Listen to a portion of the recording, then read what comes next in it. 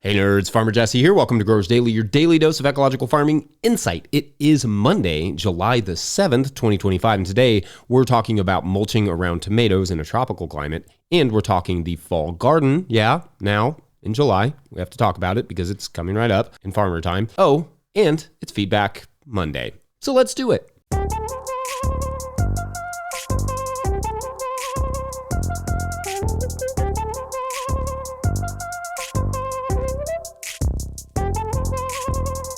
All right, y'all. Well, happy Monday, everyone. I hope you all are doing well and had a nice weekend. You may have noticed, if you were watching on YouTube, that we have some new hats. This new trucker hat with this fun thing right here, and also a corduroy one. Very fun stuff. They are now for sale over at no-tillgrowers.com, and Patreon members should have their discount code. So let me know if you cannot find it, Patreon members, in your messages. Just message me over there. It comes up automatically when you sign up, so it should be there. So check those out, and playing with some new designs for the fall as well. So those will be coming out soon. Also, before we jump into today's episode, we just wanted to send our love to everyone in Texas dealing with the aftermath of those floods. My gosh, just absolutely heartbreaking stuff. And we're thinking of you. I don't really need to editorialize further on that too much. You all know how I feel that we could be doing more thoughtful preventative environmental management to help mitigate the risk from extreme weather like this. And we're doing pretty much the exact opposite of that right now. So heartbreaking on basically every level. Anyway, we're going to cover the feedback from last week's topics today because, well, we didn't have a Friday episode, so no Feedback Friday, obviously, but also there were some good conversations and comments about the range of topics we explored, so I wanted to go back and kind of talk about those.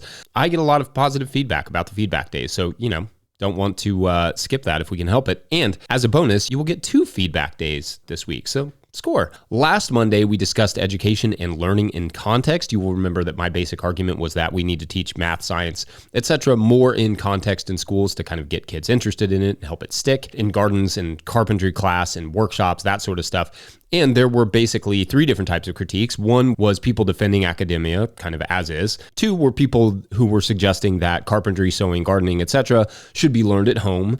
And then the 3rd type of response was people that agreed with me, more or less, to which I actually have a critique. To the academia defenders, there is no reason higher and higher levels of complexity couldn't still be taught, even in classroom settings. But take me, for example. I slept through almost all of my biology and science classes. Ditto chemistry, ditto math. I fell in love with biology and science not because I learned photosynthesis on a whiteboard, but because I saw a large green plant make a cluster of grapes from sunshine, soil, water, and air. Some people may have just had better teachers of those subjects, but I don't remember disliking my teachers. I just remember those being boring subjects. To those who say those skills should be learned at home, sure, maybe, but also the percentage of kids who live at homes where garden space is available has to be an exceedingly low percentage of our population. Or moreover, the percentage of kids who have parents who are, 1, good at teaching, which is a skill in and of itself, and 2, have the requisite know-how and or have the time, cannot be very many. Teachers are taught to teach. We, as a culture, kind of decide what and how they teach it. And to those who agree with me, carry on, though I should say, being critical of my own self here, as you should always do, not every school has access to gardens or machine shops, etc. So teaching in context is not a possibility for every school. Now, no education system meets the needs of every kid because the reality is that we try to build generic educational systems and kids are not generic. They are not cogs. Not every plant needs the same thing to thrive. And likewise, that same thing applies to children. Not every child learns in the exact same way. And I should also add that nothing I talked about in that episode was particularly groundbreaking. I was basically describing some version of like Montessori, Emilia-Romagna kind of style education that already exists, but is largely limited to people who can afford it. For me, especially staring at 20 to 50% unemployment in the near future due to automation and advances in AI, primarily in STEM-related fields, but also art, truck driving, etc., the effects of which I think we are gravely underestimating as a society, skills might very well be the future, or at least gives our children something we know and they know they can use. Or maybe I just want my kids to be better mechanics and carpenters than me because it would come in really handy on the farm. Probably that. Also, thanks for the congrats on the sobriety. It's wild to have a brain that actually occasionally works, like I expected to. Emphasis on the occasionally, but a nice change of pace, really. So Appreciate you all. Then last Tuesday, we got lots of great comments on the segment on growing things for the kitchen when you can't eat alliums. At Foraging Your Roots wrote, quote, a couple of other aromatic plants to consider would be sweet cicely or anise root, shiso or northern bayberry. The first two are very potent flavors, while the last one is very, very subtle. I suppose you could also add spicebush, leaves of dried berries, and sweet fern, if you're fortunate enough to have it in your local nursery, to the list as well. Lots of underappreciated smellies out there, end quote. I agree, and I also agree on the smellies and also the term smellies. Plus, I will second shiso and spicebush, two good ones for sure. A couple of people like at Sharon Chu, 2144 recommended tarragon, which yes to that. Quote, tarragon is delicious with anise flavor. It's a perennial in my zone, 6B on mostly sunny slope. Tulsi, aka holy basil, smells divine like sweet cinnamon, tastes great in Asian foods. Let it grow big and bushy just for the pleasure of brushing by it to smell its intoxicating aroma, end quote. Yep, I'm good with those. I also that day bemoaned how discussing environmentalism has become uncool, and I liked what at Lee Cussub, 1196, wrote, quote, hey Jesse, you are not alone. We care about the environment. Ecological ways of doing things are often more expensive at the outset, but less so over time. Never mind the fact that they help the earth and everything that lives on it. Could not be more with you on this. I don't know how it's become uncool to talk about it, but in that case, I guess I'm just very uncool, end quote. Yeah, here. On Wednesday, we talked about sowing into a standing cover crop, and at ZZXXVVYY2, yep, that's their name, wrote, quote, Masanobu Fukuoka would pelletize seeds in clay slurry, and then once they're dry, broadcast them in clover cover crop. He would water heavily to get the seeds to sprout. Once they were about an inch high, he would set his mower just above that and mow the clover.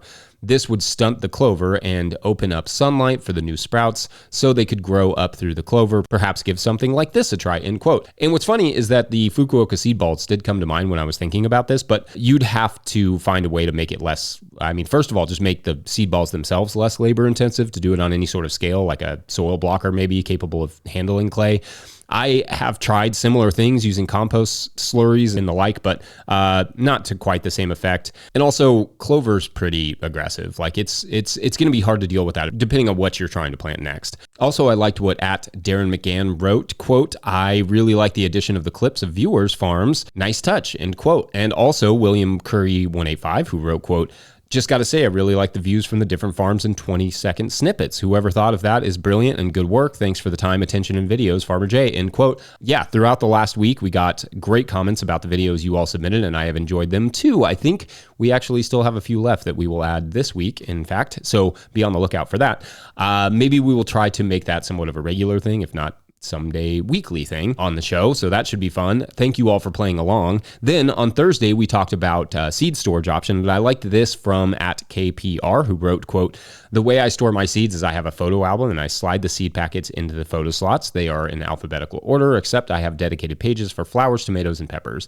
I keep the album in a plastic tote that seals to protect from moisture and keep it all in my dark, cold basement. This doesn't work for bulky seeds like corn and peas, obviously. So for those, I keep them in the packets in the same plastic tote, end quote.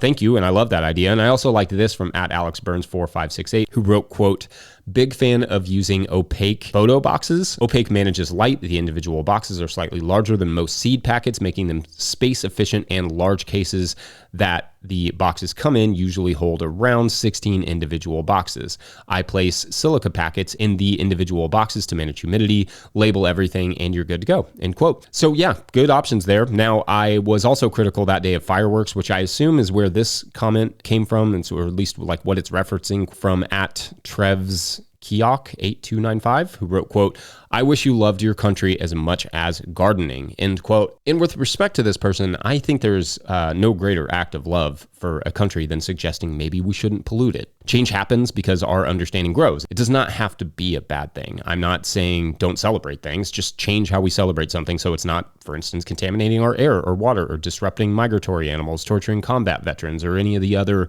dozen of very well-researched reasons to not use fireworks. The land beneath your feet, your neighbors, your wildlife, your water, all of that is your country. Care for that or you don't care for your country at all. Period. Full stop. Anyway, thanks as always for your contributions this week. Friends, you all rock. Otherwise, we're going to take a quick break and hear from a few of you all. And then when we come back, mulching around plant stems, BRB. Name is Ian, live in North Idaho, Zone 4B. Potatoes are doing well, garlic's about ready to come out. Strawberries have been great this year. Peppers are a little slow. Everything else is coming along. Raspberries about ready. More strawberries and the rest.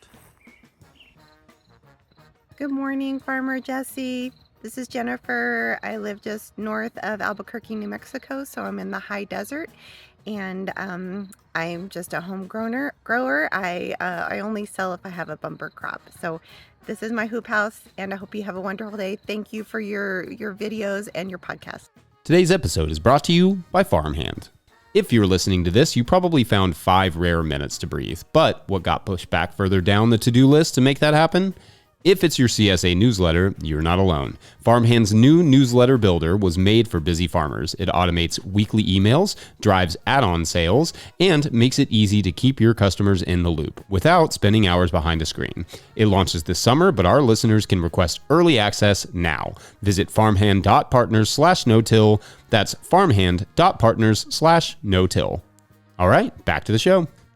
If you, the listener, are enjoying this podcast, getting even a small amount of value from it, consider supporting our work over at patreon.com/no-till-growers. I will try to get to questions from everywhere that questions come in, but I will always get to your Patreon questions. Now, today's Patreon question comes to us from Patreon member Mark Hare, who asks, and note, Mark, that I have edited the question a little bit just to fit the podcast context. Mark writes, quote, "We include compost as part of our no-till system. We flip beds by cutting previous crops at soil level or slightly below for mustard/cabbage crops, as I learned from you all. Plant the new crop and almost immediately add 3 to 4 centimeters of compost mulch. We mix our compost mulch using our own sifted compost, ground coconut fiber, our own worm compost, and some biochar, although we don't always have both the biochar worm compost at the same time. That means that in any 12-month period, we put compost mulch a minimum of 4 or 5 times. Often, for bigger plant starts like tomatoes, we spread the compost thinner by adding mulching material that we get from the city, generally a mix of chopped limbs, branches, twigs, and leaves. I worry that we may be adding to our already heavy mildew and other fungal disease problems when we use mulching material. What do you think?" End quote. Okay, awesome. Thanks here, Mark, for this question. And for context, listeners and watchers, Mark grows in the central plateau of Costa Rica outside of downtown San Jose. So as far as I know, warm, tropical, wet, all those good things. The general idea with fungal diseases and mulches is that you need to keep the base of the plant clear of mulch touching it in general. Compost, so long as it's fully decomposed, is generally fine because roots can sink themselves into it, but carbonaceous stuff like perhaps the twigs and sticks, etc., that you mentioned here might indeed create a problem. Part of that, however, is not necessarily that they would be sharing pathogens or the saprotrophic fungi, for instance, that decompose cellulose, but rather that having that mulch up against the plants can reduce airflow and trap moisture, which is just what pathogenic fungi are hoping you will do. So although I think it's fine to have that sort of stuff around your plants, I would make sure to leave at least a little bit of a gap right up against the plant stems to ensure they don't create fungal issues. Crops like tomatoes can be really tough in tropical climates for all the moisture, but also for pests. I know some tropical growers struggle to produce tomatoes for all the fruit flies that are so aggressive that they will get into the fruit before it's even fully ripe. Now, I will mulch tomatoes with hay sometimes, ditto peppers, potatoes, and etc. But I think the reason, or at least I assume the reason, that it is less of a concern in terms of the fungal diseases is that that type of mulch tends to lay flat against the surface after a couple of weeks, so perhaps it's not there long enough to present problems. Mulch also tends to go down like onto the ground when a plant is at its most vigorous, reducing the risk. Like when a plant is growing fast, it's not as much of a risk of the fungal diseases. With the mulch you describe, I would just be concerned that it's not laying flat against the ground, sort of trapping in moisture right around the base of the plant. Otherwise, anything you all might add to that? Experiences with mulches damaging stems of plants for you all in tropical conditions or otherwise? Leaf mulches, for instance, are one that I would probably be careful with right up against your stems, but I'd be curious what you all think and what you all have experienced. Anyway, up next, we're going to take a quick break, and when we come back, nothing says July like the fall garden. BRB. Hi, my name is Mary Ann, and I grow cut flowers near Columbia, South Carolina in Zone 8B. I had a great spring season, no late frost or anything crazy. And I'm taking a break here in the summer, and I'll pick back up in the fall when it cools off a little bit and people want to have events again. Thank you for your help.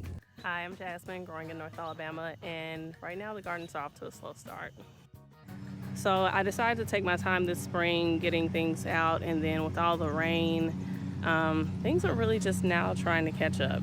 So hopefully this week of 90+ degree days makes a difference. Hey everyone, Michael Lang here with Happy Kitchen Farm. We are based in Tacoma, Washington, Zone 8B. And yeah, it's been a relatively cool and mild spring and summer so far, which is great. We need it because we are developing a new farm site, and I'm spending a lot of time digging up blackberry. So grateful for the weather. All right, after a week of hovering around 100 degrees Fahrenheit, that would be like 37.5 Celsius, I am excited to report that you should be thinking about your fall garden. For some of you, you are likely way ahead on this, and because you're in a colder climate where your fall gardens have to go out basically in tandem with your summer gardens. For us, our fall gardens usually start at the end of June / beginning of July with the starting of the ridiculously long season crops known as the brassicas. See what I did there? I crammed that word brat in there like a dad would. That would be the longer season brassicas that both hate the heat and require really long season to mature. So that would include things like your market cabbages, your Brussels sprouts, cauliflower, some of the longer season broccolis, and so on. Sunlight has already started to slowly fall for us, but in August is when it really begins to dive. So if those crops do not have a good head start, they will not fully size up by the time the cold really sets in. Now, if you're in a colder climate where you have cool nights and cool summers in general, these crops can be relatively easy to handle. That's kind of the climate they prefer. For us, growing crops like these here is a bit like trying to get a kid to eat something they don't want to. It's a battle, and often in the end, neither the crop nor the farmer is particularly happy with each other. But anyway, for the longer season crops, it's time to get those started and get those beds ready. Ditto things like fennel, which likewise have pretty long seasons, but are admittedly less ornery in the heat, so that's nice. For the Napa cabbage, tatsoi, bok choy, kale, head lettuce, those sorts of things, I can wait a few more weeks on those before I'm really like settled in for the fall versions. Our fall and winter carrots, however, are a crop that I like to get in by mid-July to late July with the 70+ day varieties, at least like Romance, that store really well. Napoli and Mokum and other shorter day to maturity varieties like that, I just plant every week or two all season, so they don't really count. They are spring and summer and fall already. Some of the other longer season radishes like daikons and watermelon radishes, etc., I will still wait on those until mid-August or so. Same with some of the longer season storage beets, just depends on their days to maturity.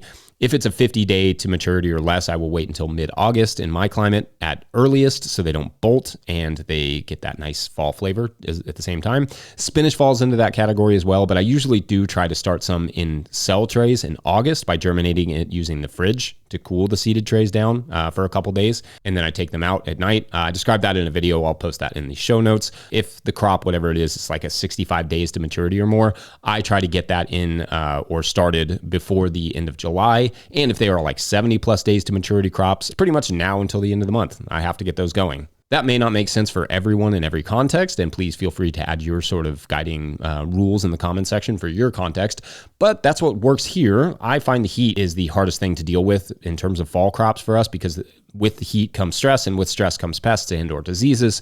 So maybe, employing some shade cloth from time to time, depending on what the crop is, can come in handy for you as it does for us, at least in the establishment phase. And of course, compost. A nice rich bed for, your, especially those like heavy feeder brassicas really goes a long way. I mean, it just helps them get through that pest and disease challenge at the beginning of their life. Anyway, I hope that was helpful, or at least vaguely insightful glimpse into the fresh fall garden. And I think we're going to done day this Monday. That's not a thing.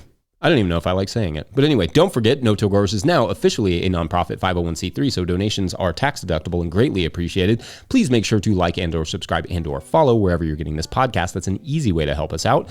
An enormous thank you to all of our show sponsors. And if you'd ever like to sponsor the show, you can reach out to Farmer Michelle at notillgrowers.com. She'd love to hear from you. Huge shouts to Willie Breeding for the theme music, Mike Hilbert for the production help and editing, and the team at No Till Growers. Also shouts to Epidemic Sound for the background music that you can hear. Pick up a copy of my book, The Living Soil Handbook, at notillgrowers.com. That helps to support our work. Big thank you to everyone over at patreon.com/notillgrowers, where at a certain level, or if you just bump up from one level to another, or you sign up in the month of July, you get a shout out on the show. So big shout outs today to Oh, it's a mystery. Let's see if we can find him. Doug Wagner, Gerard Holodeck. That's a cool name. And Anxious Pancakes. Here. Feel that. So this week's story, should you choose to accept it, is about a young boy and his microscope. The microscope was a gift from his mom, who needed kind of something for him to do to keep him occupied during the summer while she worked. She had tried a bunch of different things, sports, books, Legos, but the one thing that really stuck was that microscope. The little boy loved to go out to the pond behind their house and get some water samples, and then spent hours just looking at the tiny droplets, enthralled by all the wiggly, weird little creatures that would pop up, until one day he spotted something relatively unusual in the water droplet. Something very familiar and simultaneously completely impossible. What that is for tomorrow on Waterworld. I'll bet there's never been anything named that. So it probably doesn't have like any sort of negative connotations or associations. So anyway, yeah, I feel pretty lucky to have come up with that. Anyway, thanks for watching and or listening. We will see you tomorrow for Tuesday. Sure. Right on. Bye.